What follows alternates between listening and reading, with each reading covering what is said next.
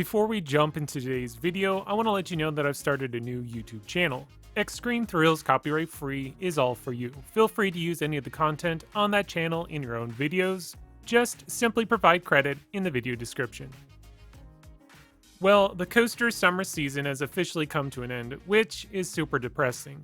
For those who live in the northern part of the country, this means that your local amusement park has either closed up shop or is only open on weekends.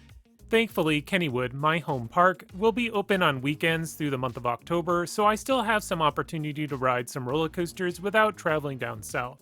In case you are wondering, I consider the coaster summer season to begin the first day of May and run through Labor Day weekend. The 2021 summer season has been one of my biggest yet. I may not have increased my coaster credit count in significant ways, but I revisited parks, went to events, and conquered some overdue credits. As a precursor to the summer season, we took a quick weekend trip over to Six Flags Great Adventure and Sesame Place in mid-April. The priority of that trip was to activate our SeaWorld Sesame Place season passes in preparation for our Florida trip. That weekend is when I met Austin from Derailed Coasters, and we've been good friends ever since. The first week of May is when we took a family trip down to Orlando. During our week-long stay, we went to SeaWorld Orlando, Busch Gardens Tampa, both Fun Spot Americas, and Aquatica. My most anticipated credit was Cheetah Hunt, but it didn't quite live up to my expectations. Instead, Mako turned out to be the MVP of my Florida trip and has flown up into my top 10 coasters. Beyond my own accomplishments, our Florida trip was also a huge milestone for Braylon as she conquered her first looping roller coaster, Scorpion. On our drive back home, we made a quick detour over to Busch Gardens Williamsburg. I was hoping that Pantheon would be open, but as we know now, that never happened. At the end of the month, we took a day trip over to Knoebels. This was the first time Kara had been back to the park without being pregnant since 2010, so as you can tell, she was eager to get on all the roller coasters. June was yet another big month, kicking it off with Keys to the Kingdom. I had the privilege of being one of the members of the Q&A panel, and I must say it was a real honor and a high point of the season. This was my first official coaster event, so it was great attending and meeting many other coaster nerds like myself. The weekend after Keys to the Kingdom, we took a mini weekend trip to Hershey Park. The priority was to get on Storm Runner, their hydraulic roller coaster that has been closed for all of 2020. If you watched my review, I think you already know how I feel about this amazing roller coaster. Later that month, I took another road trip that took us back to Six Flags Great Adventure for Jersey Devil Coaster, King's Dominion, and then the main attraction, Carowinds. Jersey Devil was my first single-rail roller coaster, and I must say it didn't disappoint.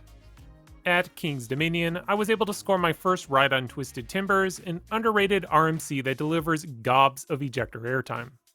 Our last stop, Carowinds, didn't exactly go as planned. As this being the first visit to the park, I was able to tackle most of the credits, but I did miss out on a handful, though they were mostly family kiddie coasters or cloned rides.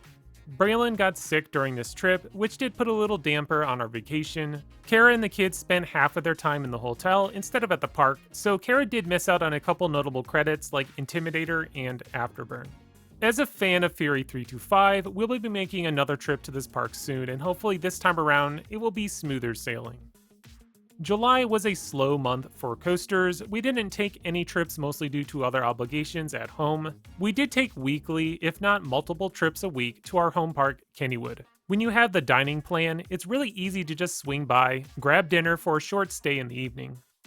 August, things started to pick back up, starting with another weekend trip. Our first stop was Dorney Park, a place that I haven't been to in 10 years. Next, we swung by Sesame Place so Kara and Braylon could pick up their Oscar Wacky Taxi credit, then it was off to the beach for Playland's Castaway Cove.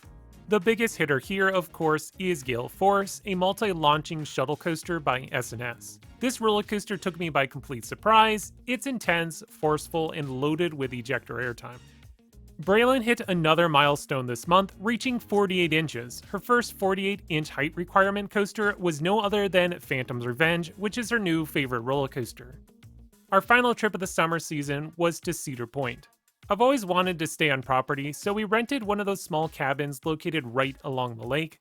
Spending 3 days at Cedar Point, also while staying on property, really brought on a whole new perspective of this massive theme park. It was nice checking out the resort, visiting the water park and beach. Let's just say that this trip spoiled any future visits to Cedar Point. Because Braylon is 48 inches, she was able to score a slew of credits, including Blue Streak, Iron Dragon, Gemini, Cedar Creek Mine Ride. She got her first 3-inversion roller coaster with Corkscrew, a second hyper with Magnum XL200, and finally her first Giga coaster with Millennium Force. At 6 years old, she has ridden more coasters than I ever did, even by the time I was 14. Well, here we are, the summer coaster season is over. For my Halloween haunt event fanatics, I know this is your time of the year, but for me, never really been a big Halloween guy, so I guess it's time to hide in my cave until next spring. Well, not this time. I plan on attending a couple Halloween events. I think it's time to finally give it a go. Kennywood will be hosting their Phantom Fall Fest through October, so I'm sure I'll take a few visits over that time. How was your summer season this year? Tell me all about it in the comments below. If you enjoyed today's video, please do me a favor and hit that like button and subscribe. That way we continue to get more great content brought to you by Extreme Thrills.